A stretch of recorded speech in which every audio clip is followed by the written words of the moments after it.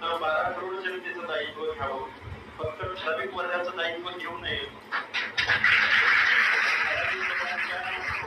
ठराविक लोकांच्या आंदोलनाला रेल कार्पेट घालू नये आरोप आहे माझा. मी थोडस बोलतोय आणि ठराविक लोकांकडे पूर्णपणे दुर्लक्ष करावं.